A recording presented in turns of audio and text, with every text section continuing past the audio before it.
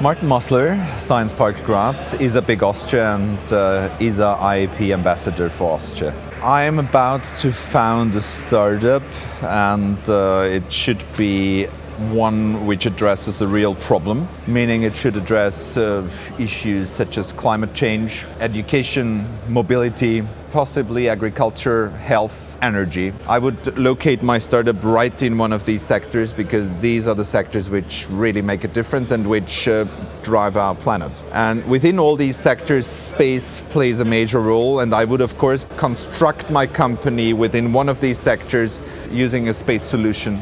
It makes sense to use the top of the notch technologies when you develop a startup, and startups are per definition technology driven, otherwise it's just a company creation. Second, space makes a difference to our daily lives already today, and it will make a lot of a difference in the future. The most frequently asked question is probably, what would you do if you were in my shoes? And it's a tough one, because every company, every product, every service got different markets, got different solutions. It's a question which actually can only be answered in a very particular way, tailoring the answer around the startup and the problem it addresses and the market it requires in order to become successful. As a consequence, I always try to consult startups along the logic of, is the problem you address really a big enough challenge in order to create a proper business out of it? Is there a serious market?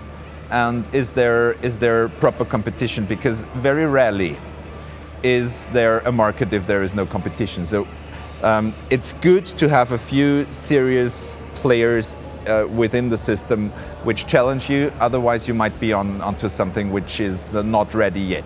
The second question which I'm often asked is, where do you think we can find money? And in the deep and high-tech sector where I work, money is not so much the problem. If you address a proper challenge, you will find investors which will back you. Well, basically the idea of having leaders connect and assemble around the topic of space is key insofar as it's not a small sector as such, but it's not so many players within it. As a consequence of that, connecting and working together and kind of showing a cooperative approach is critical for success. The structure which, for example, Paris Space Week has created is a very good forum and a very good discussion basis for the key leaders in the sector, especially when it comes to new space.